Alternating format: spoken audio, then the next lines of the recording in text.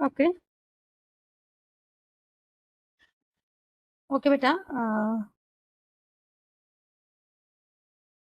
myself Shivali Sharma, and I have to take your class of business statistics.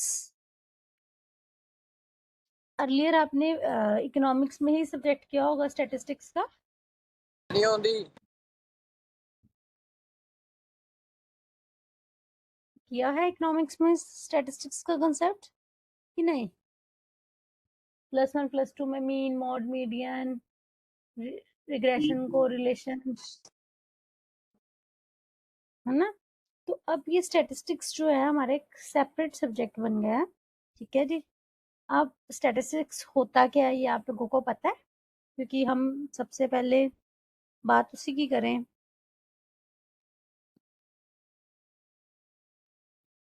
क्या होता है statistics? आप में से किसी को पता है?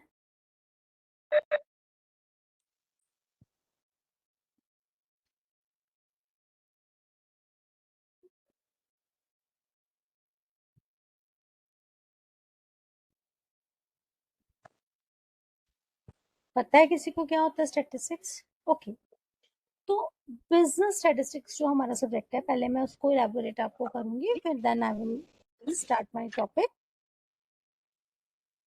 ओके।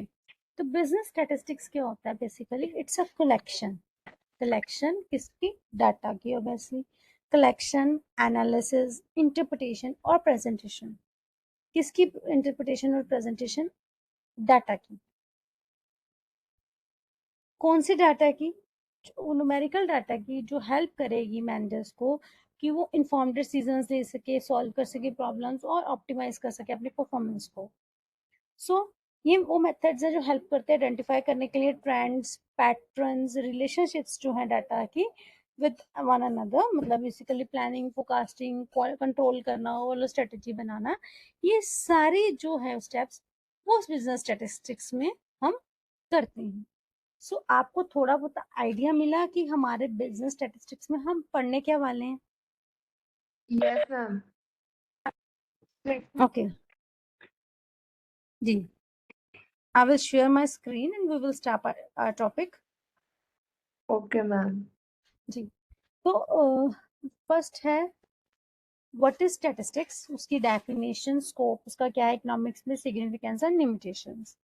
ठीक है, हमारा पार्ट फर्स्ट ये है। इंट्रोडक्शन से बात करें, स्टैटिस्टिक्स क्या है? स्टैटिस्टिक्स का मतलब न्यूमेरिकल डिस्क्रिप्शन है जो मोस्ट ऑफ द पीपल जानते हैं। ये न्यूमेरिकल चीज को हमने शुरू करना है। अब पर्पस क्या स्टैटिस्टिक्स का? मैनिपुलेट करना।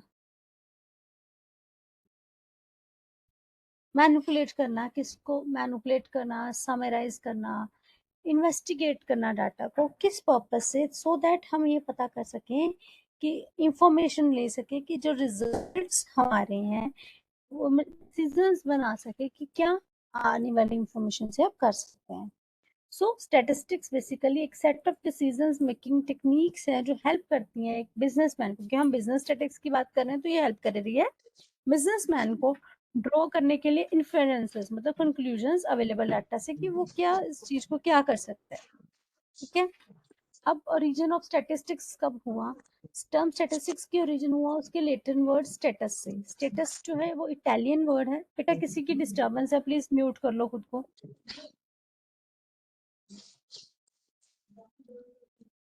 एक सेकंड मोबाइल चेक करूँ कौन है।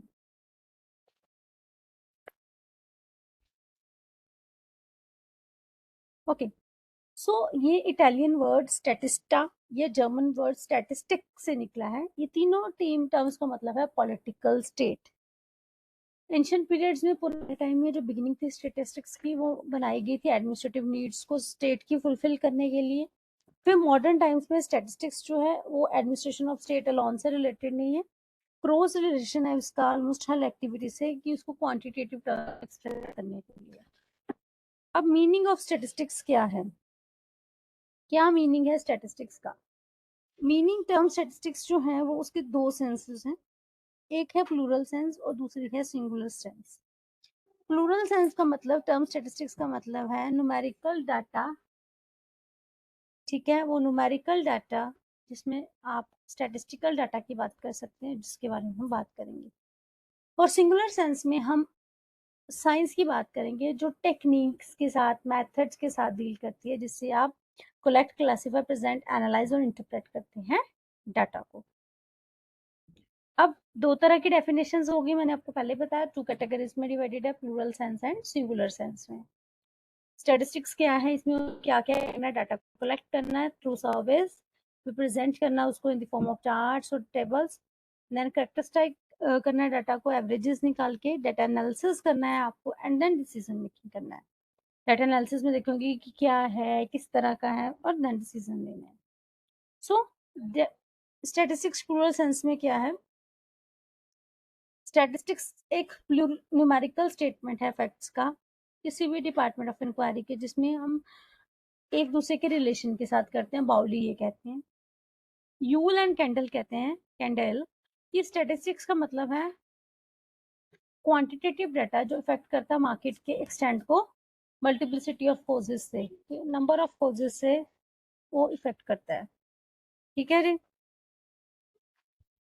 फीचर्स क्या है स्टैटिस्टिक्स के जो कि प्लूरल सेंस में है? पहला, इट्स एग्रीगेट ऑफ फैक्ट्स, मतलब कि ये एग्रीगेट्स ऑफ फैक्ट हैं। Aggregates of facts means, aggregate of facts का मतलब है कि ये आप इसमें डिफरेंट मीनिंगफुल कंक्लूजन निकाल सकते हैं, डिफरेंट डिफरेंट चीज स्टेट्स पता कर सकते हैं, मतलब ये इसमें बेसिकली वो एग्रीगेट ऑफ फैक्ट्स हैं, जिससे आप क्या कर सकते हो कि आपको पता चल सकता है कि जो आपने फैक्ट्स डाटा इकट्ठा किया उसको कंबाइन किया वो है। सेकंड है न्यूमेरिकली एक्सप्रेस्ड। स्टैटिस्टिक्स आज जो है एक्सप्रेस होती है नंबर्स की फॉर्म में। अगर हाइट मान लो, जैसे उसने बोला है कि हाइट जो है कपिल देव की 6.2 है, तो वो एक स्टैटिस्टिकल इंफॉर्मेशन है, मतलब नंबर्स में रिप्रेजेंटेड है। Third, affected by multiplicity of causes, इसको काफी फैक्टर्स जो है साइमल्टेनियसली अफेक्ट करते हैं, उस हिसाब से जो है ये इंफॉर्मेशन निकलती है। नेक्स्ट इज द रीजनेबल या एक्यूरेसी। एक रीजनेबल डिग्री ऑफ एक्यूरेसी जो है वो देखी जाती है जब आप डाटा ऑफ स्टैटिस्टिक्स को कलेक्ट करते हैं। Then predetermined purpose. Statistics जो कलेक्ट होती है कुछ प्री डिटरमिन्ड ऑब्जेक्टिव्स के साथ होती है। मैं डाटा ऐसे तो नहीं कलेक्ट करूंगी, मेरे को कुछ निकालना है, है? किस तरह से निकालनी है उससे आपको निकलेगा। देन इनएमोरेटेड और एस्टिमेटेड। स्टैटिस्टिक्स जो है वो कलेक्टेड होता है, वो एस्टिमेटेड है, उससे वजह से होता है। देन है इन सिंगुलर सेंस। अगर हम सिंगुलर सेंस में बात करें, स्टैटिस्टिक्स को हम डिफाइन करते हैं collection, presentation, analysis and interpretation of numerical data. Croxton और कॉर्डन कहते हैं। लॉविट क्या कहते हैं, स्टैटिस्टिक्स एक ऐसी साइंस है जो डील करती है कलेक्शन, क्लासिफिकेशन, टेबुलेशन और न्यूमेरिकल फैक्ट्स की, जिसके बेसिस पे हम एक्सप्लेनेशन, डिस्क्रिप्शन, कंपैरिजन जो है वो करते हैं। अब इसके फीचर्स क्या है सिंगुलर सेंस के? As science, collection of data, तुम डाटा को कलेक्ट करते हो, आप डिसाइड करते हो कैसे, कहाँ से और कब और कितना डाटा जो है, किस तरह का डाटा जो है आपको कलेक्ट करना है। सेकंड, ऑर्गेनाइजेशन ऑफ डाटा, फिर हम स्टैटिस्टिकल मेथड्स को यूज करके डाटा को अरेंज करते हैं, जितना भी है उसको एक अरेंज बनाते हैं। देन प्रेजेंटेशन ऑफ डाटा, उसके बाद क्या करते हैं, हम प्रेजेंट करते हैं डाटा को इंटेलिजिबल डाटा, अट्रैक्टिव बनाते हैं के लिए उसको forms of tables, diagrams and graphs वगैरह में हम उसको बनाते हैं। Then is the analysis of data, फिर हम कंक्लूजन्स ड्रॉ करते हैं एनालाइज करने के लिए डाटा की किस तरह से जो है डाटा को हम वो कर सकते हैं। देन है functions of statistics, what are the functions जो स्टैटिस्टिक्स परफॉर्म करेगी हमारी। हमारे बेसिस पे किस तरह से करेगी। अच्छा, उससे पहले बेटा मैं स्टार्ट करने से पहले एक बार पूछूंगी, आप लोगों को क्लियर हो रहा है? यस मैम, हो रहा है। ठीक है जी, किसी का भी कोई डाउट हो तो जैसे एक पीपीटी फिनिश होती है आप डाउट्स पूछ सकते हैं। Okay ma'am. नेक्स्ट जी बेटा जी, फंक्शंस ऑफ स्टैटिस्टिक्स। फंक्शंस क्या हैं, क्या रोल्स प्ले करती है statistics? First is expression of facts in numbers. सबसे पहला प्रिंसिपल फंक्शन स्टैटिस्टिक्स का है कि वो जो भी एक्सप्रेस करते फैक्ट्स वो नंबर्स में फैक्ट करते हैं, मतलब आप नंबर्स में इंफॉर्मेशन को शेयर करते हैं। सेकंड, सिंपल प्रेजेंटेशन, डाटा जो है वो सिंपल फॉर्म में प्रेजेंट किया जाता है जो इजी है अंडरस्टैंड करने के लिए, समझने के लिए। थर्ड, इट कंपेयर्स फैक्ट्स, इसके अलावा स्टैटिस्टिक्स कंपेयर करती है data related to facts, facts से रिलेटेड जो भी डाटा है उसको कंपेयर करते हैं। Next, it helps other sciences also, economics के अलावा law of demand, law of supply तो है ही है, उसके अलावा और भी चीजों पे ये हेल्प करते हैं। Then it helps in forecasting, इसके अलावा इससे आप डाटा को फोरकास्ट कर सकते हो, आप देख सकते हो कि फ्यूचर में आने वाला क्या डाटा वो जो है जो हमारा वो आ सकता है with the problem. Next is the scope. Scope की बात करें, इसका सिग्निफिकेंट रोल है, लॉट ऑफ डाटा जनरेट होता है डिफरेंट और फंक्शनल एरिया से, आप उसको एनालाइज करते हैं, फिर फर्दर डिसीजन मेकिंग में हेल्प करते हैं, पॉलिसीज वगैरह बनाते हैं, तो ये टूल्स प्रोवाइड करते हैं डाटा एनालिसिस का जो प्रेजेंट करने में हेल्प करता है फिगर फैक्ट्स, जिससे आप एनालाइज कर सकते हैं बिजनेस सिचुएशंस को इजीली। फर्स्ट है कि कहाँ कहाँ यूज होता है, फर्स्ट और एरियाज है अकाउंट्स, अकाउंटिंग मीन्स अकाउंट्स, है ना, अकाउंटिंग में हेल्प करते हैं। अकाउंटिंग में किस तरह से हेल्प करते हैं, अकाउंटिंग डिपार्टमेंट जो है हर ऑर्गेनाइजेशन का वो स्टेटिस्टिकल सैंपल प्रोसीजर्स के बेसिस पे सैंपल अमाउंट ऑफ डाटा को यूज करते हैं कैलकुलेशंस करने के लिए, फॉर्मूलाज अप्लाई करते हैं ताकि उनको एक फेयर उसका जो वैल्यू है वो पता कर चल सके। जैसे अकाउंट डिपार्टमेंट जो है वो डिटर्मिन करना चाहता है कि टैक्स डिटर्मिनेशन सही हुई है कि नहीं हुई है, उसमें क्या करना है, ठीक है। तो वो क्या करते हैं, वो कुछ कस्टमर्स या सॉरी कस्टमर्स बोल रही हूँ, कुछ सबसेट एम्प्लॉयज डाटा लेंगे और उसको रिव्यू करेंगे सैंपल की फॉर्म में और चेक करेंगे क्या ये डाटा एक्यूरेट था, अगर एक्यूरेट था तो रिव्यू और अगर कंक्लूजन हो जाएगा कि हाँ अकाउंटिंग जो है फेयर और मस्ट हुई है। Next, finance. फाइनेंस में क्या हेल्प करता है, जो फाइनेंशियल एनालिस्ट्स होते हैं जो फाइनेंशियल डाटा को एनालाइज करते हैं वो अपने गाइड कर सकते हैं अपने क्लाइंट्स को कि किस स्टॉक में इन्वेस्टमेंट करो, कहाँ पे तुम्हें रिकमेंडेशन दे सकते हैं कि कौन सी वैरायटी ऑफ स्टैटिस्टिकल इंफॉर्मेशन और टूल्स को तुम लोग यूज करो, ठीक है। उसके अलावा फाइनेंशियल डाटा रिव्यू किया जाता है, एनालिस्ट के प्राइस अर्निंग रेशियो क्या है, डिविडेंड यील्ड्स क्या है, कंपैरिजंस क्या है जो स्टॉक और एवरेज स्टॉक मार्केट में, ये सारी चीजों में तो क्या तुम्हारी मार्केट जो अप जा रही है कम जा रही है, की चीजें जो है आप वो कर सकते हैं। अब मार्केटिंग में कैसे हेल्प करेंगे,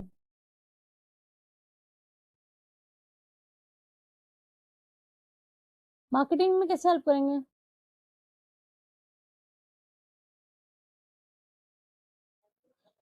मार्केटिंग में सोचो कैसे हेल्प कर सकते हैं,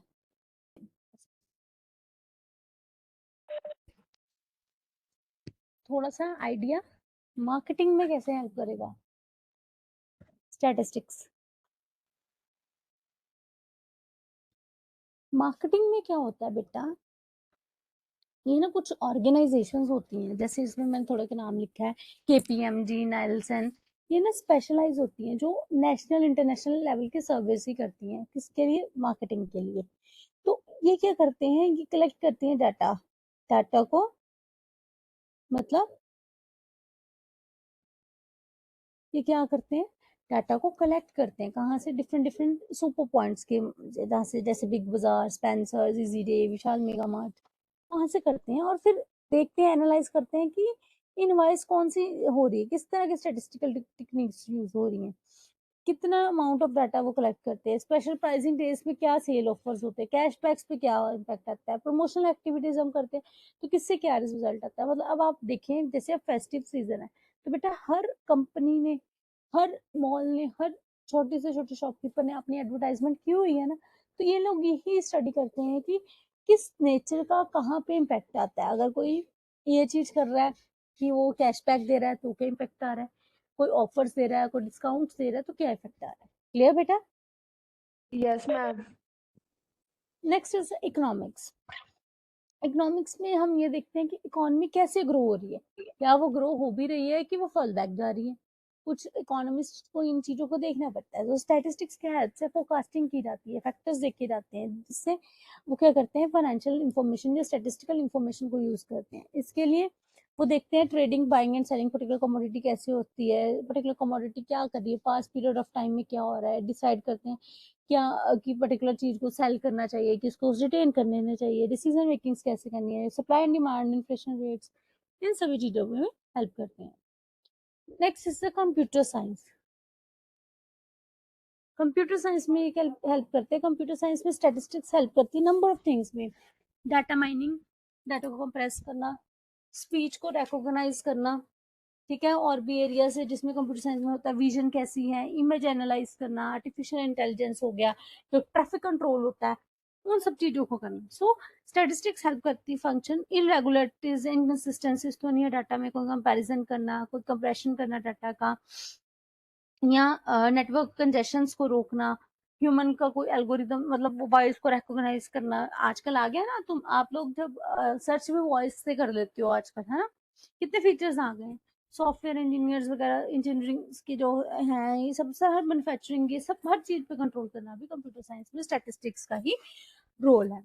next is the education. Education में आप इवेल्युएशन करते हैं स्टूडेंट्स की, टीचर्स एंड कंटिन्यूस एक्टिविटीज करते हैं हम, कलेक्शन ऑर्गेनाइज करते हैं, एनालिसिस करते हैं, इंटरप्रेट करते हैं डाटा को कि कौन सी एक्टिविटीज कंडक्ट की गई, उसमें क्या इफेक्ट आया। ये सब हम किससे करेंगे, डिफरेंट डिफरेंट स्टेटिस्टिकल टूल से। कि बच्चों को, अगर हमने एवरेज क्लास ये थे, बच्चों को उस डिफरेंट डिफरेंट डायग्राम्स के फॉर्म में, चार्ट्स की फॉर्म में आप रिप्रेजेंट कर सकते हैं। इसी तरह रिपोर्ट्स प्रिपेयर कर सकते हैं ग्राफिकली कि हाँ, हमने ये एक्टिविटी करी, इसमें ये रिजल्ट आया, इसमें हमने एक्टिविटी, इसमें ये आउटकम आया। हाँ जी, किसी ने कुछ पूछना है? किसी ने अनम्यूट किया था खुद को?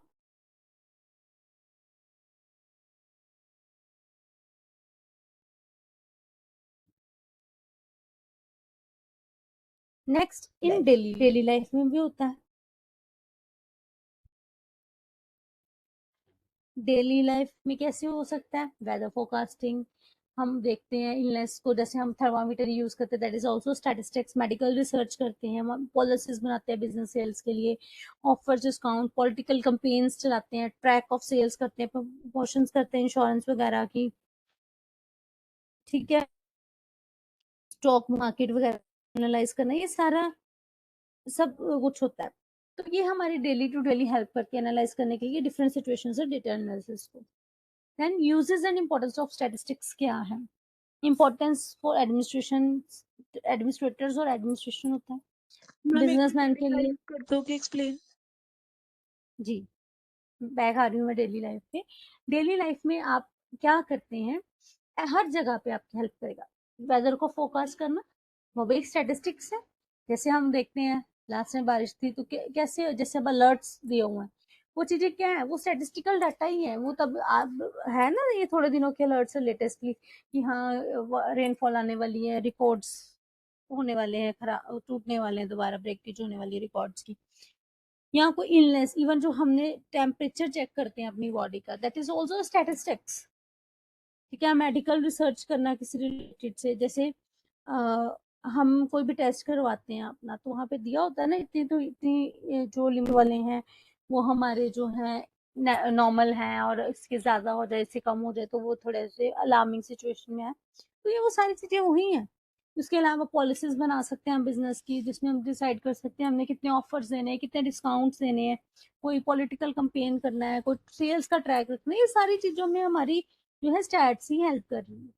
क्लियर है बेटा? Thank you ma'am. वेलकम।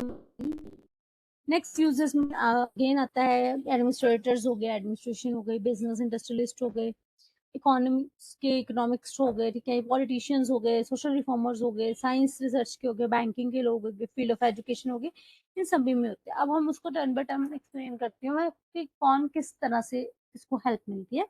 पहला है इंपॉर्टेंस फॉर एडमिनिस्ट्रेटर्स या एडमिनिस्ट्रेशन। इसमें जो फाइनेंस मिनिस्टर है वो यूज करता है डाटा रेवेन्यू और एक्सपेंडिचर से रिलेटेड जो डाटा है प्रिपेयर करने के लिए बजट। फाइनेंस मिनिस्टर इसी के बिहाफ पे डिसीजन लेता है कि नई टैक्सेशन पॉलिसीज कैसे बनानी है, एक्सपेंडिचर पॉलिसीज कैसे बनानी है, इंपोर्ट प्रोडक्शन किस तरह से करना है। सेकेंड है इंपॉर्टेंस बिजनेसमैन या इंडस्ट्रियलिस्ट या एग्रीकल्चरलिस्ट के लिए। वो एस्टिमेट करते हैं कि कितने सप्लाई करनी कमोडिटीज की रेलिवेंट इंफॉर्मेशन के बेसिस में उनको ये देखना है कि डाटा क्या है वो क्या कर सकते हैं। नेक्स्ट है इंपॉर्टेंस इन इकोनॉमिक्स। इकोनॉमिक्स में किस तरह से इंपॉर्टेंस है? इकोनॉमिक्स हेल्प करती है स्टैटिस्टिक्स को मेजर करने के लिए कि इकोनॉमिक एग्रीगेट्स कितनी है, ग्रोस नेशनल आउटपुट कितना है, कंजम्पशन कितनी है इकोनॉमी की, सेविंग्स कितनी है, इन्वेस्टमेंट एक्सपेंडिचर कितना है उनका, वैल्यू ऑफ मनी कितनी चेंज हो रही है, ये सारी चीजें उससे एनालाइज कर सकते हैं। किसी का कोई डाउट है? किसी ने अनम्यूट किया था अगेन। सेकंड पॉइंट रिपीट करना। क्लियरली दिख नहीं रहा। बेटा सभी को नहीं ब्लर दिख सा रहा दिख रहा है। क्लियरली? दिख रहा है मैम, दिख रहा है। बेटा फिर आपके नेटवर्क की इशू है, जिसको ब्लर दिख रहा है ना, एक बार आप अपनी प्लेस चेंज करके देखो। Okay okay ma'am. Second point किसी ने डाउट बोला था, that is the importance for businessman, industrialist या एग्रीकल्चरिस्ट। अब जो बिजनेसमैन है वो देख सकते हैं किस बेसिस पे, जब हम देखेंगे, जब हम पूरा डाटा रखेंगे तो हमें पता होगा हमारे किस प्रोडक्ट की डिमांड कितनी हो रही है। ठीक है, उसके अलावा डिमांड एंड सप्लाई को हम देख सकते हैं कि हमारी जो मार्केट की डिमांड कितनी है और हमें सप्लाई कितनी आ रही है। उसके अलावा आप ये देख सकते हो कि जैसे रेनफॉल, एग्रीकल्चरिस्ट जो है वो रेनफॉल का इम्पैक्ट देख सकता है कि इतने सेंटीमीटर रेनफॉल हुई तो इतनी प्रोडक्शन हुई, कितनी। मेरे को स्टैटिस्टिक्स की हेल्प से हम लोट्स ऑफ मतलब फाइनेंशियल डाटा जो है, एस्टिमेटेड डाटा जो है ले सकते हैं, जिससे हम आगे डिसीजन मेकिंग कर सकते हैं। इंडस्ट्रियलिस्ट क्या देखेगा, वो अपनी रेशियोज को देखेगा कि अगर लेट्स सपोज एक घर ही बन रहा है तो उसमें कितनी परसेंट सीमेंट लगेगा, कितनी सैंड लगेगी, कितने स्टोन्स लगेंगे, ये सब कुछ मतलब वो सारी चीजें जो है उसमें हेल्प करनी। क्लियर है? Yes ma'am. Thank you ma'am. Welcome बच्चा। Next is importance in economics. Economics का मैंने बताया था, फिर भी बता रही हूँ दोबारा कि स्टैटिस्टिक्स हेल्प करती है मेजर करने के लिए कि हमारी एग्रीगेट्स कितनी है, हम कितनी सेल कर रहे हैं, कितनी कंजम्पशन कर रहे हैं, कितनी सेविंग्स कर रहे हैं, कितने एक्सपेंडिचर्स कर रहे हैं, हमारा नेशनल आउटपुट क्या आ रहा है, कितनी हमारी वैल्यू ऑफ द मनी जो है वो चेंज हो रही है। क्लियर है बेटा यहाँ तक? यस नेक्स्ट है ma'am. Importance for politicians. Politicians को कैसे हेल्प करता है? अब पॉलिटिशियंस जो है ना वो स्टडी करते हैं कि इकोनॉमी की सिचुएशन कैसी है। जब वो उस चीज को स्टडी करते हैं ना तो फिर वो इकोनॉमिक, सोशल और एजुकेशनल पॉलिसीज जो है कि उसको फ्रेम करने में हेल्प करती है। वो डिसीजंस लेते हैं कि किस तरह से करो। ठीक है, उसके अलावा वो सारी चीजें देखेंगे किस तरह से उसको रेलिवेंटली वो कर सकते हैं, उनको किस एरिया पे। अब देखो हर बार जो पॉलिटिशियंस होते हैं उनके एक एजेंडाज होते हैं ना, वो कहते हैं ना हम आएंगे तो हम ये करेंगे, ये करेंगे, ये करेंगे। तो वो जो एजेंडाज वो बनाते हैं वो अपने इसी बेसिस पे बनाते हैं, स्टैटिस्टिक्स की हेल्प से करते हैं, क्योंकि वो देखते हैं लोग क्या चाह रहे हैं, जो लोग जो चाह रहे हैं उसके बिहाफ पे वो आगे वो चीजें करते हैं। ठीक है, नेक्स्ट है importance for social reformer. Social reformers कौन होते हैं? जो सोशल एक्टिविस्ट पर्सन होते हैं, वो हेल्प करते हैं सोशल इविल्स को दूर करने के लिए। डाउरी हो गया, अल्कोहलिज्म, गैम्बलिंग, डिवोर्स एक्सेट्रा। वो भी कहाँ से लेंगे बेटा? वो डाटा ही लेंगे ना कहीं से, जब उनको पता लगेगा कि हाँ इतने केसेस इसके आ रहे हैं, इतने इसके आ रहे हैं, उन चीजों से फिर वो डिसीजन मेकिंग करेंगे। नेक्स्ट है limitations of statistics. Limitations of statistics में आ जाता है कि ये सिर्फ न्यूमेरिकल फैक्ट्स को कवर करते हैं। ठीक है, नंबर्स को ही फैक्ट कवर करते, क्वालिटी को नहीं करते। एग्रीगेट्स की स्टडी है, एक सिर्फ मेथड ही है, होमोजीनियसिटी ऑफ डाटा को ही डील कर सकते हैं। रिजल्ट्स जो एवरेज बेसिस पे होते हैं, एक्सपर्ट्स यूज करते हैं सिर्फ, इसको मिसयूज भी हो सकता है और मींस नॉट अ सोल्यूशन। इसको एक्सप्लेन करते पहले। पहले study of numerical facts only, मतलब इसमें क्वालिटेटिव फैक्ट्स कि तुम कितने स्मार्ट हो, तुम कितने ऑनेस्ट हो, तुम कितने फ्रेंडली हो, कितने विजडम हो, वो नहीं कवर होता। जस्ट क्वांटिटेटिव डाटा जो है उसी को हम मेयर कर सकते हैं कि तुम्हारे 3 फ्रेंड्स है, 3 फ्रेंड्स में से तुम्हारी फ्रेंडशिप किसके साथ कैसी है वो कवर नहीं हो सकती। Secondly study of aggregates only, इसमें सिर्फ एग्रीगेट्स को किया जाता है, क्वालिटेटिव फैक्ट्स को किया जाता है, कोई पर्टिकुलर यूनिट को नहीं किया जाता। मैं किसी की पर्टिकुलर चीज के बारे में नहीं बात कर सकती। Next, note the only method. Statistical method जो है बेस्ट सोल्यूशन नहीं देता हर प्रॉब्लम। अब लेट्स सपोज मैंने मीन निकाला नंबर ऑफ स्टूडेंट्स का इन अ क्लास, ठीक है, पर्टिकुलर क्लास, तो उसमें क्या हो गया, आ गया 90 या फिर 73.8 आ गया। तो क्या इतने पर्सन हो सकते हैं? या तो 73 होंगे या 74 होंगे। तो मतलब ये एक मेथड है, प्रॉपर सॉल्यूशंस ये प्रोवाइड नहीं करता। Next is the homogeneity of data. जब कंपेयर करते हैं डाटा, ये जरूरी है स्टैटिस्टिक्स को कैसे कलेक्ट किया गया, यूनिफॉर्म कोई क्वालिटी हो। मान लो मैंने डाटा कलेक्ट करी थी, मेरे को बोला डाटा कलेक्ट करो, एक आपको बोला, एक मेरे को बोला डाटा कलेक्ट करो। मैंने डाटा कलेक्ट किया, मान लो स्कूल के स्टूडेंट्स का कहना था, मैंने 10 को स्कूलों में जाके कलेक्ट किया। आपने क्या किया, अपनी लोकेलिटी के बच्चों का डाटा कलेक्ट कर लिया, तो वो भी बहुत इफेक्ट करता है। तो जो डाटा कलेक्ट है वो भी क्वालिटी में इक्वालिटी वाली होनी चाहिए, ऐसा नहीं होना चाहिए यूनिफॉर्म बेसिस पे होना चाहिए। ये नहीं कि डिफरेंट डिफरेंट बेसिस पे तो भी रिजल्ट्स कम आता है। Then misuse of statistics is possible. इसके अलावा अगर स्टेटिस्टिक्स जो है वो बोला जाता है clay of which you can make a god और devil as you please. Statistics एक ऐसी चीज है जिससे तुम किसी भी चीज को भगवान बना सकते हो और किसी को भी शैतान बना सकते हो। मतलब ये नहीं है कि एक ही तरह का, तुम उस चीज को तुम्हें करना पड़ेगा, मिसयूज करना पड़ेगा। सो कंक्लूजन यही है कि एक डिसीजन मेकिंग की टेक्निक्स हैं जो हेल्प करती हैं बिजनेसमैन को ड्रॉ करने के लिए कंक्लूजन अवेलेबल डाटा में से, और ये लिटन वर्ड स्टेटस से आया है, और इसके फीचर्स हैं, लिमिटेशंस भी हैं। ये काफ़ी फंक्शंस परफॉर्म करते हैं, सिंपल प्रेजेंटेशंस करना, बिजनेसमैन की हेल्प करना। इसके अलावा भी काफ़ी इसमें एफिशिएंसीज हैं, एफिकेसीज हैं, जिससे आप डिस्ट्रस्ट भी कर सकते हो। सो ये सारा कुछ सेम मेडिसिन है हैंड्स ऑफ इनकॉम्पिटेंट डॉक्टर। मान लो तुम्हें समझ है, ये कहना क्या चाहता है डॉक्टर वाली में, तुम्हें समझ है, तुम अच्छे डॉक्टर हो, तुम भगवान हो, तुम उसको सोल्यूशन कर दो, यही तुम्हारे पास, तुम्हें नॉलेज नहीं है, तुम उसी चीज को यूज करके तुम पॉइजन भी बना सकते हो। तो सारे जो चीजें हैं आपको ध्यान से उसको करना पड़ेगा। यहाँ तक क्लियर है? इस प्रेजेंटेशन में किसी को कोई डाउट? No ma'am. ओके, सबसे पहले ये प्रेजेंटेशन मैं शेयर कर रही हूँ ग्रुप में, फिर मैं नेक्स्ट टॉपिक स्टार्ट कर रही हूँ।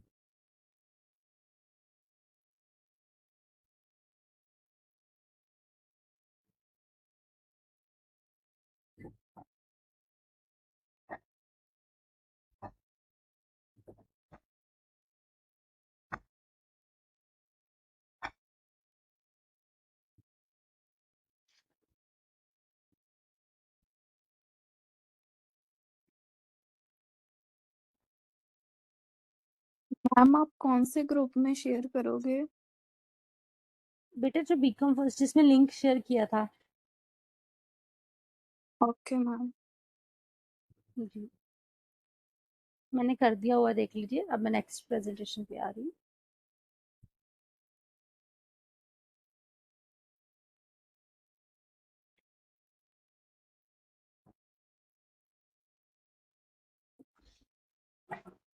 नेक्स्ट है हमारा सेक्शन ए का पार्ट 2, जिसमें हम कवर करेंगे sampling, various concepts, population, sampling units, complete enumeration, sample survey, features of a good sample, types and techniques of sampling. So ठीक है, कंक्लूजन ऊपर आ गया मेरे से, सॉरी ये लास्ट में थी स्लाइड में, गलती से कर दी। एक सेकंड।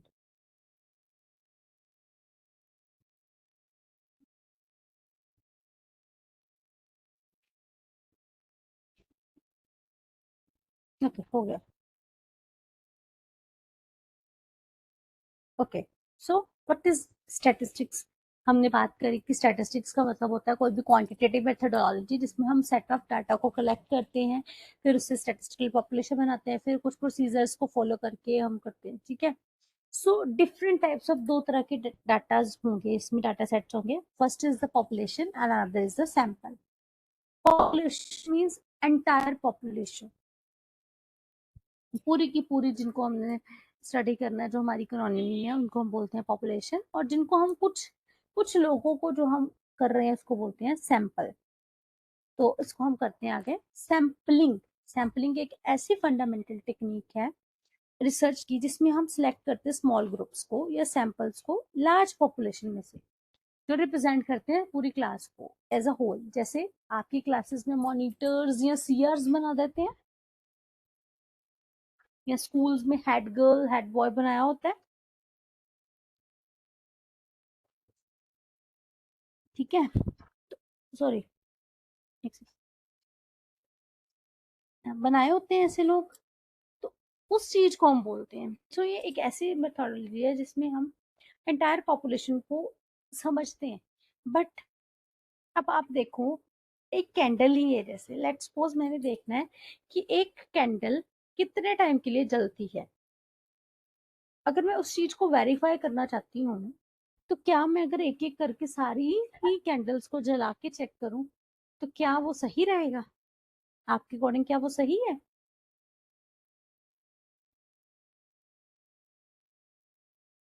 Is it fair? अगर मैं एक एक करके सारी ही कैंडल्स को बर्न करके देखूं कितने टाइम के लिए चलती हैं, बताओ, इज इट फेयर? सही लग रहा है नो आपको वो मैम, चीज? नो नहीं मैम। ना, तो उससे उसका डिसएडवांटेज क्या होगा कि वो तो सारी जो कैंडल्स है वो बर्न हो जाएंगी, मेरी तो कॉस्ट बढ़ जाएगी कितनी ज्यादा सर्वे करने की। सो ऐसी चीजों में क्या किया जाता है कि हमारे पास कंस्ट्रेंट्स होती हैं, कई तरह की कंस्ट्रेंट्स होती हैं, टाइम की, कॉस्ट की, रिसोर्सेज की। तो हम क्या करते हैं, या रिसर्चर्स क्या करते हैं, उसी प्रॉब्लम को सॉर्ट आउट करने के लिए वो एक पॉपुलेशन में से कुछ सैंपल्स कलेक्ट कर लेते हैं। कुछ सैंपल्स कलेक्ट करना मतलब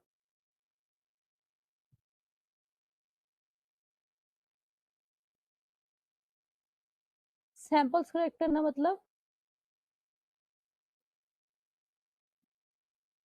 सैंपल्स कलेक्ट करना मतलब आपकी पूरी क्लास है, लेट्स सपोज हेड ने बोला कि स्टूडेंट्स को भेजो, अच्छे वाले स्टूडेंट्स को भेजो, या बोला कि लेट्स सपोज आपकी बीकॉम फर्स्ट सेमेस्टर की क्लास है, किसी ने हेड ने बोला बीकॉम फर्स्ट सेमेस्टर के स्टूडेंट्स को भेजो।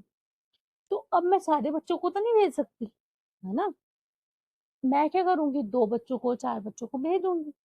तो जो दो या चार बच्चे मैंने भेजे, दैट आर द सैंपल्स। वो पूरी बीकॉम फर्स्ट सेमेस्टर की सैंपल की क्लास को रिप्रेजेंट करने गए हैं। तो वो लोग जो है आपकी क्लास को रिप्रेजेंट करेंगे, ठीक है जी। सो इसमें काफी कॉन्सेप्ट्स आएंगे, population, sampling units, complete enumeration and sample service. What is population? Population का मतलब जिसमें सारे के सारे एलिमेंट्स हैं डाटा सेट के, जिसको मेयर कर रहे हो आप। जैसे population like mean, standard deviation, जिसमें हम हर चीज को कवर कर रहे हैं, पैरामीटर्स को। मतलब एंटायर ग्रुप, किसी पर्सन का, ऑब्जेक्ट्स का, इवेंट्स का, कुछ भी हो सकता है, ठीक है जी। अदर वर्ड्स में बात करें, पॉपुलेशन जो है, पॉपुलेशन का मतलब क्या है? पॉपुलेशन मतलब कंप्लीट सेट इंडिविजुअल्स का, आइटम्स का, जिसको रिसर्चर अपनी स्टडी के लिए यूज कर रहा है। इसमें चाहे पर्सन हो सकते हैं, एनिमल्स हो सकते हैं, प्लांट्स, ऑब्जेक्ट्स, कुछ भी हो सकता है, ठीक है जी। नेक्स्ट है टाइप्स ऑफ पॉपुलेशन। किस तरह की पॉपुलेशन है? Finite, infinite, existence, hypothetical. First is finite population. Finite population means वो पॉपुलेशन जिसको, जो काउंटेबल पॉपुलेशन है, जिसमें आप उसको काउंट कर सकते हो, मतलब जिसमें पता है इंडिविजुअल इंफेक्टेड है, वो फिनाइट है, हम उनको काउंट कर सकते हैं। जैसे कितने नंबर ऑफ स्टूडेंट्स है क्लास में, कितने एम्प्लॉयज हैं कंपनी में, कितने मेंबर्स हैं फैमिली में, हम इसको काउंट कर सकते हैं। सेकंड आती है इनफिनाइट पॉपुलेशन। इनफिनाइट पॉपुलेशन का मतलब है अनकाउंटेबल पॉपुलेशन, मतलब जहाँ पे काउंटिंग ऑफ यूनिट्स पॉसिबल ही नहीं है। नंबर ऑफ जर्म्स कितने हैं आपकी बॉडी में, नंबर ऑफ बैक्टीरिया कितने हैं किसी जगह पे, ये चीजें आप कर नहीं सकते, यू डोंट नो, हमें काउंट करना बहुत टफ है। थर्ड आती है existence population and fourth is hypothetical. Existent population means population जो कंक्रीट इंडिविजुअल्स है, मतलब पॉपुलेशन जिसमें यूनिट अवेलेबल है सॉलिड फॉर्म में, एग्जिस्टेंट पॉपुलेशन। कि इतनी बुक्स हैं, इतने स्टूडेंट्स हैं, मतलब जिसमें एग्जिस्ट करती है चीज, दिखती है, तुम्हें पता है इतने हैं। दूसरी है हाइपोथेटिकल। हाइपोथेटिकल पॉपुलेशन मीन्स जहाँ पे यूनिट्स जो है सॉलिड फॉर्म में अवेलेबल नहीं है, उनको तुम टच नहीं कर सकते, तुम सी नहीं कर सकते मे बी, जैसे वो एग्जिस्ट, फिजिकल एग्जिस्ट नहीं कर रहा। जैसे पॉपुलेशन हाइपोथेटिकल एग्जांपल ले सकते हैं आप। आप पॉइंट को टोस करते हो, हेड आया कि टेल आया, यू डोंट नो, बट वो एक हाइपोथेटिकल है कि हाँ हेड आएगा टेल आएगा। डाइस को थ्रो किया आपने, 1 2 3 4 5 6 से कोई भी नंबर आएगा, ठीक है। अब है सैम्पलिंग यूनिट्स। सैम्पलिंग यूनिट्स का मतलब पीपल या आइटम जिसको आपने यूज किया एज एन सैंपल, इसमें टारगेट पॉपुलेशन से कलेक्शन की जाती है सैम्पलिंग यूनिट्स की। सैम्पलिंग फ्रेम एक सेट ऑफ इंडिविजुअल्स या आइटम हो सकता है जो आपने ड्रॉ किया फ्रॉम द पॉपुलेशन, इसको हम सैंपल भी बोलते हैं। एक ये क्या है, एक सबसेट है इंडिविजुअल आइटम्स का, ऑब्जर्वेशंस का, जो सिलेक्ट किया आपने लार्जर ग्रुप के पॉपुलेशन से, जिसमें रिप्रेजेंट करता है। मतलब इसमें क्या, स्मॉलर मैनेजेबल पोर्शन जो है पॉपुलेशन का आप यूज कर रहे हो फ्रॉम द होल पॉपुलेशन।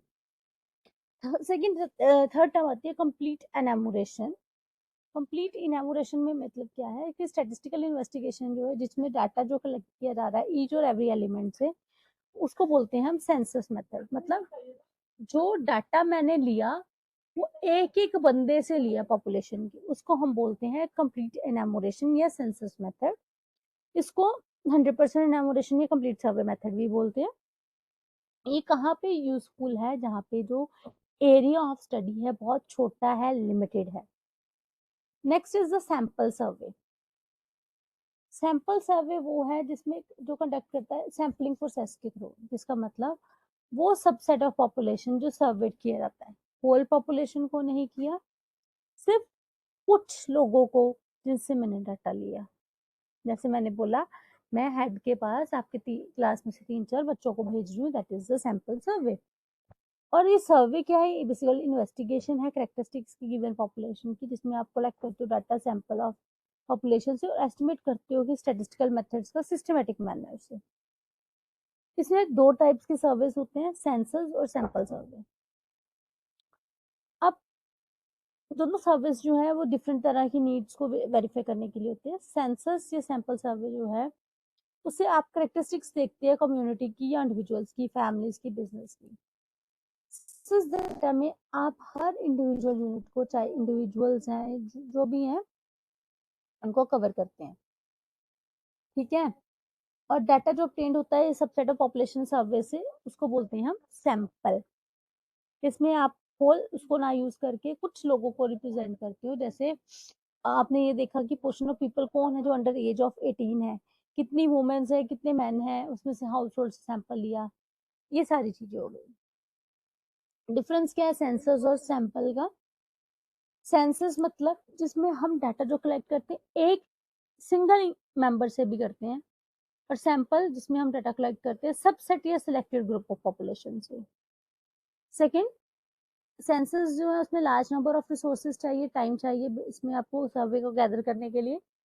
और सैंपल में क्या, फ्यूअर रिसोर्सेज, क्विकर कंडक्ट चाहिए, involve specific group of population के थ्रू। देन जो सेंसस है वो कंप्लीट और एक्यूरेट रिप्रेजेंटेशन देता है हमें पॉपुलेशन की, क्योंकि हमने इसमें हर पॉपुलेशन को कवर किया है, हर चीज को कवर किया है। और जो सैंपल है एस्टिमेटेड या जनरल आइडिया देता है, क्योंकि हमने उसमें सिर्फ सिलेक्टेड सैंपल को ही किया है। जरूरी नहीं है कि हर बंदा सिमिलर ही हो। अब आपकी ही फैमिली है, आपके मदर का नेचर कुछ और होगा, आपके फादर का नेचर कुछ और होगा, आपके सिस्टर ब्रदर सिबलिंग्स का जो रिलेशन नेचर है वो कुछ और होगा, और आपका अपना कुछ और होगा। तो दैट मीन्स अब जब मैं आपके घर के 2 बंदों को ही करके कहूँ ये फैमिली ऐसी है, सो वो एक सैंपल वो हुआ है, वो एक सेंसस नहीं हुआ। अगर मैं सभी को पढ़ूं तो वो डिटेल्ड इंफॉर्मेशन है, पर ये सैंपल है अगर मैं 2 लोगों से पढ़ूं। सेंसस मेथड जो है वो एक्सपेंसिव पड़ेगा सैम्पलिंग मेथड से, क्योंकि इसमें हमें डाटा कलेक्ट करना नंबर ऑफ पॉपुलेशन से, तो उतने ज़्यादा पर्सन्स चाहिए, एम्प्लॉयड चाहिए जो डाटा कलेक्ट करे, डाटा का आगे वो एनालाइज करें। और यही जो दूसरा है ये लेस एक्सपेंसिव है क्योंकि इसमें specific group of the population है। नेक्स्ट ये यूजफुल है स्मॉल पॉपुलेशंस के लिए क्योंकि डिटेल्ड इंफॉर्मेशन रिक्वायर्ड है होल पॉपुलेशन के बारे में। एंड सेकेंडली कैन बी, ये लार्ज पॉपुलेशंस के लिए भी हो सकता है, जो जहाँ पे जनरल ओवरव्यू जो है नीडेड है पॉपुलेशन के बारे में, उस चीज पे भी हो सकता है। सेंसस मेथड जो है उसमें एरर कम होने के चांसेस है क्योंकि वो होल पॉपुलेशन को कवर करता है, बट जहाँ पे जो एरर के सैंपल वाले में ज्यादा चांसेस हैं as compare to the other. Next है features of good sample. Features क्या है गुड सैंपल के? गुड सैंपल एसेंशियल है रिलायबल रिसर्च के लिए, एनालिस्ट के लिए। तो कुछ फीचर्स है उसके। पहला, रिप्रेजेंटेटिवनेस। सैंपल हमेशा एक्यूरेट होना चाहिए, जो रिफ्लेक्ट कर रहा है कैरेक्टरिस्टिक्स को लार्जर पॉपुलेशन के जहां से वो लिया है, मतलब जनरलाइज्ड रिजल्ट्स होने चाहिए। सेकंड, एडिक्वेट साइज होना चाहिए, सफिशिएंट लार्ज सैंपल साइज होना चाहिए जो मिनिमाइज करे मार्जिन एरर का, इंक्रीज करे रिलायबिलिटी ऑफ द रिजल्ट्स को। थर्ड, रैंडम सिलेक्शन होनी चाहिए, रैंडम सैंपल मेथड्स होने चाहिए जो हेल्प करें एलिमिनेट करने के लिए बायसनेस, अलाउ करें हर पॉपुलेशन को कि इक्वल चांस हो उसका सिलेक्ट होने का। ये नहीं है कि मैं बोलूँ ये मेरा फ्रेंड है मैं इसको ले लूँ, ये मेरी फ्रेंड नहीं है मैं इसको नहीं लूंगी, या मेरी इससे बनती है मैं इसको ले लेती हूँ, मेरी इससे नहीं बनती मैं इसको नहीं लूंगी। तो वो नहीं होना चाहिए, हर बंदे का इक्वल चांस होना चाहिए सैंपल में सिलेक्ट होने का। Next, diversity. अब हमने जो है सैंपल ऐसा लेना जिसमें पार्टिसिपेंट्स जो है वेरिंग कैरेक्टरिस्टिक्स का हो, मतलब उसकी एज, उसका जेंडर, उसकी फीचर्स, उसके स्टेटस, सब कुछ डिफरेंट होना चाहिए, बायसनेस नहीं होनी चाहिए। नेक्स्ट, क्लियर क्राइटेरिया होना चाहिए हमारा इंक्लूजन और एक्सक्लूजन का। हमें क्राइटेरिया बताना है किसको इंक्लूड करना है किसको एक्सक्लूड करना है, हर चीज के बारे में हमारी जो है वो होनी चाहिए। नेक्स्ट, मिनिमाइज नॉन रिस्पॉन्सिव बायस। स्ट्रेटेजीज ऐसी बनानी चाहिए जिससे हम एनकरेज करें पार्टिसिपेशन को, रिड्यूस करें कि कोई नॉन रिस्पॉन्सिव रहे इसे, क्योंकि अगर अगर कोई ऐसा रहेगा तो हमारे जो रिजल्ट्स है वो गलत आ सकते हैं, इनएक्यूरेट आ सकते हैं। Then appropriate methodology, sampling method जो है कौन सा यूज करना है वो भी हमें देखना है अपनी नीड्स के अकॉर्डिंग, एप्रोप्रिएट वाला हम करेंगे। नेक्स्ट,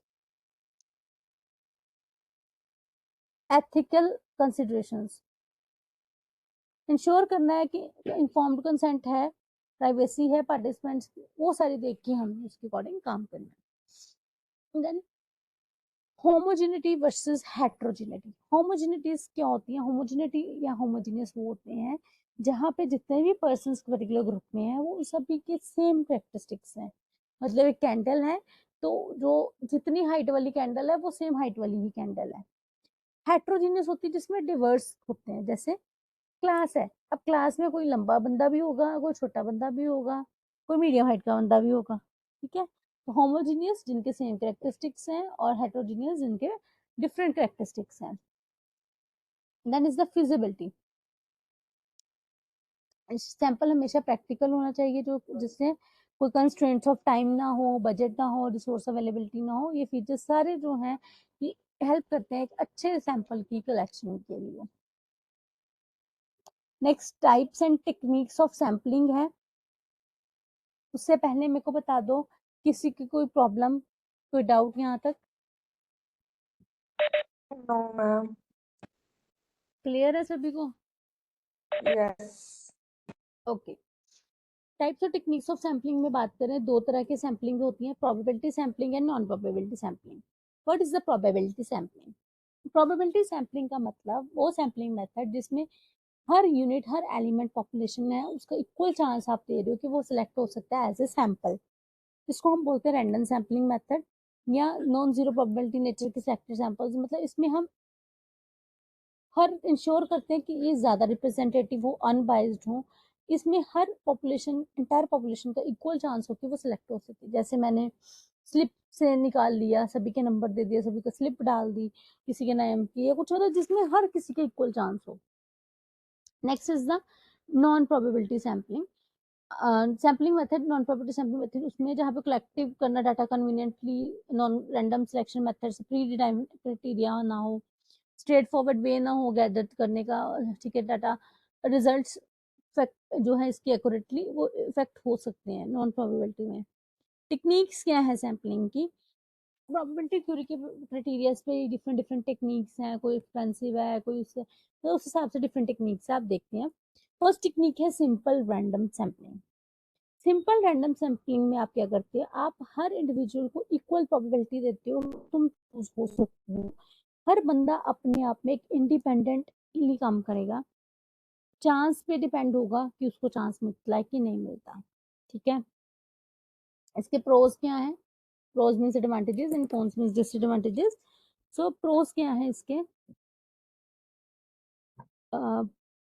प्रोज हैं बेटा, देखिए सैंपल मेथड जो सिंपल वाला है, इजी है उसको परफॉर्म करना, चीप है, ये ऐसा बनाया गया है जिसमें हर बंदे का इक्वल चांस है सिलेक्ट होने का, बायसनेस के चांसेस इसमें कम है।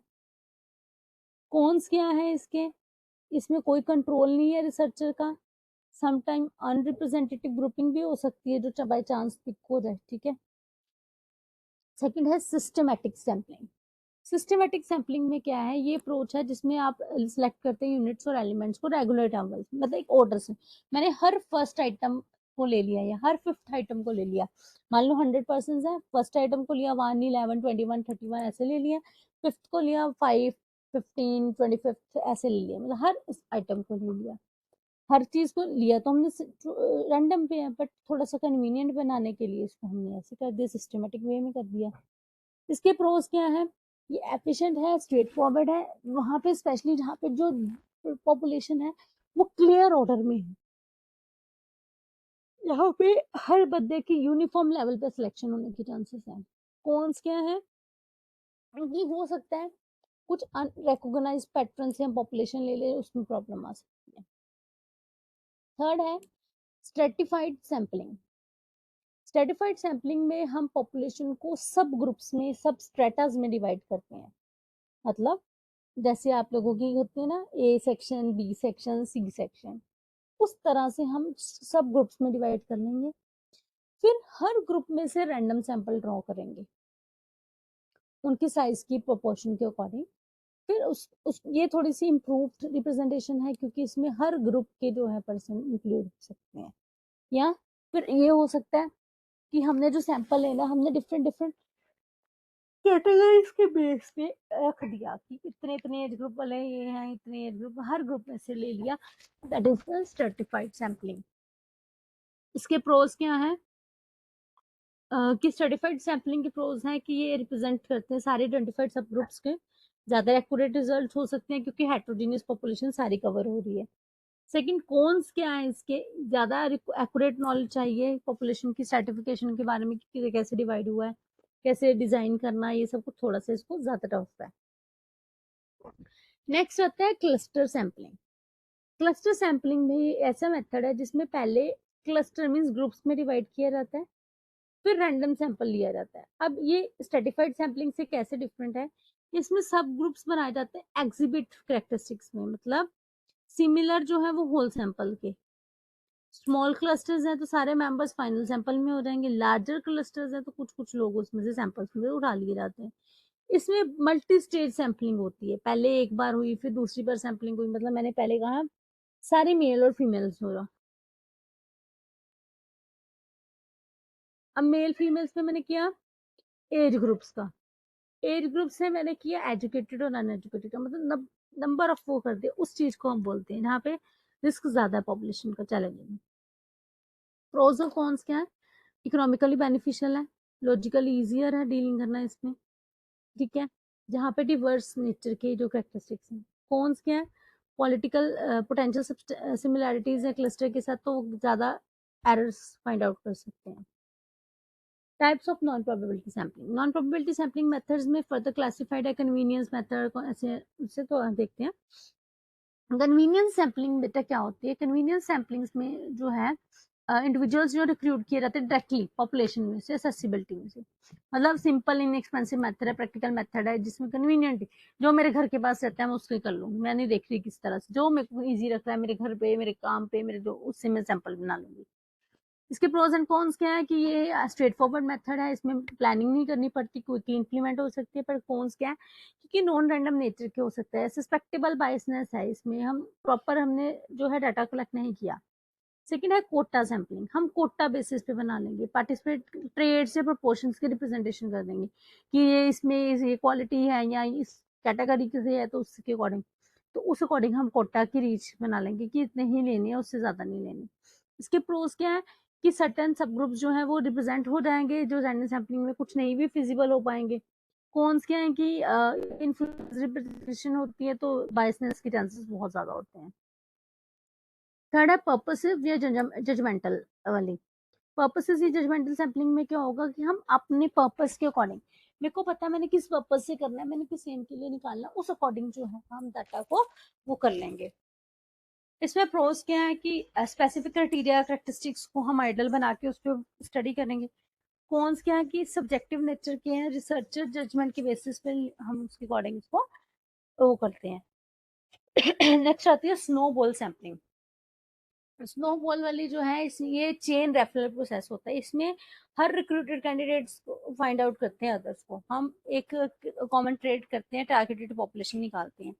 जैसे हम फोनोमिना देखते हैं हिडन पॉपुलेशंस का कि मैं बोलूंगी अच्छा तुम ड्रिंक करते हो, अच्छा तुम बताओ और कौन कौन ड्रिंक करता है, फिर उस बंदे से आगे जो बंदा है उससे आगे पूछा मैंने तुम बताओ तो और कौन कौन ड्रिंक करता है, जैसे ये नशा वगैरह वाला जो है उसमें ज्यादा वो यूज होता है, ठीक है, उसकी सैम्पलिंग वगैरह के लिए। इसके प्रोस एंड कॉन्स क्या है, यूजफुल है जहाँ पे सिक्रेटिव पॉपुलेशन होती है जो आप लोगों को पता ही नहीं है, जिसमें आपको डीपली स्टडी करनी पड़ती है। कॉन्स में क्या है कि इसमें रेफरल्स होते हैं तो कई बार चांसेस होते हैं कि जो फाइनल सैंपल आता है कोई खुंदक वाला नहीं निकाल रहा हो। अब डिफरेंस क्या है इन दोनों में, प्रोबेबिलिटी और नॉन प्रोबेबिलिटी सैम्पलिंग में रैंडम सिलेक्शन होती है पार्टिसिपेंट्स की प्रोबेबिलिटी वाले में, ठीक है, रैंडमाइज बेसिस पे, और नॉन रैंडम सिलेक्शन जो है पार्टिसिपेंट्स की कन्वीनियंस और क्राइटेरिया के हिसाब से होती है। प्रोबेबिलिटी सैम्पलिंग में जो रिप्रेजेंटेटिव सैंपल है वो होल पॉपुलेशन को रिप्रेजेंट करता है इन जनरल, पर दूसरे वाले में होल पॉपुलेशन को नहीं भी कर सकता है इन जनरल। थर्ड, ये प्रॉपर प्रिसाइज और एक्यूरेट है, कैरेक्टरिस्टिक्स को प्रोवाइड करता है। दूसरा, लेस प्रिसिशन एक्यूरेसी होती है इसमें। नेक्स्ट फोर्थ, बाइसनेस जो है इसमें कम होती है प्रोबेबिलिटी वाले में, पर नॉन प्रोबेबिलिटी में ज्यादा होती है क्योंकि सब्जेक्टिव नेचर का हमने बनाया होता है, ठीक है। स्टैटिस्टिकल इन्फेरेंस हाइपोथेसिस जो अच्छी आती है पॉपुलेशन के बेसिस पे आती है प्रोबेबिलिटी वाले मेथड्स में, पर उसमें कम आती है। सो कंक्लूजन यही है कि डिफरेंट मेथड्स हैं, हमें जिस तरह से जो चाहिए हम उस अकॉर्डिंग से बनाएंगे। हम ट्राई करें कि जो सैंपल लें वो अनबाइज्ड हो, रिप्रेजेंटेटिव हो, तो प्रॉपर कंक्लूजन निकालें, कन्वीनियंट मेथड हो, उस हिसाब से जो हम करें। विद दिस हमारा ये टॉपिक भी फिनिश हो गया, ठीक है जी। And I am sharing my screen, this PPT also with you.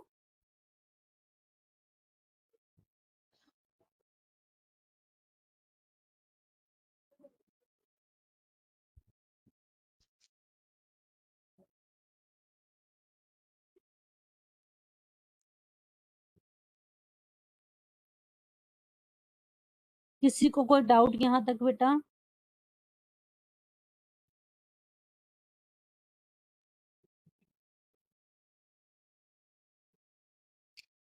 Any doubt?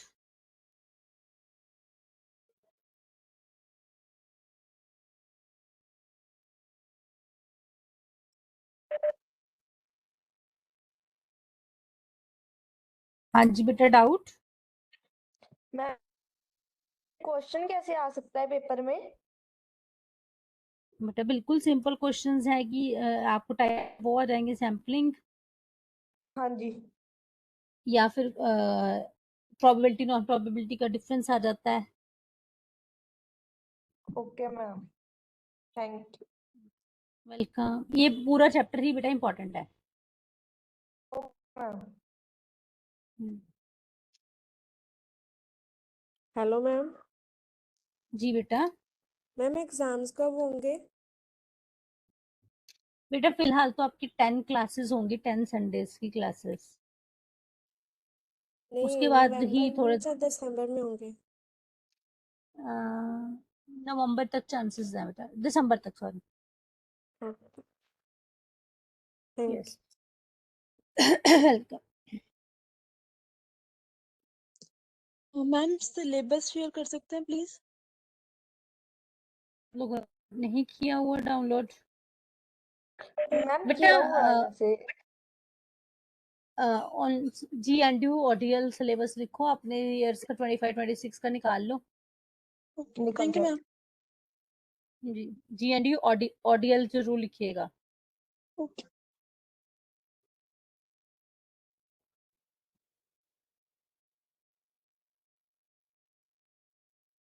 दिसंबर में ही चांस है बेटा आपके एग्जाम्स की।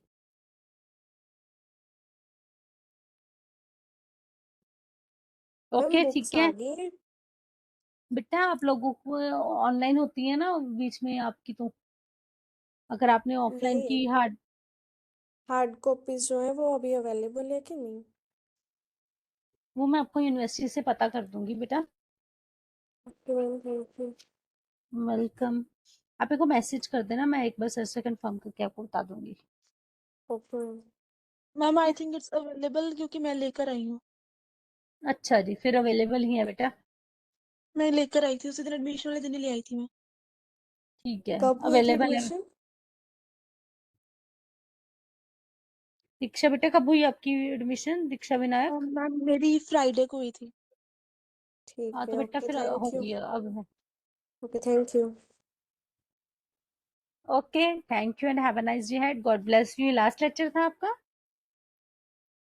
कि है अभी? शुरू है लास्ट था मैम, मेरे ख्याल से। इसके बाद ये मैम। क्या है मैम? मैम है अभी अभी फोर्थ एक? अभी हाँ इंग्लिश है का अच्छा। अभी पेंडिंग है, और साथ में एक और ऑर्गेनाइजेशन का अभी आई थिंक मैम है, ये दो पेंडिंग है अभी।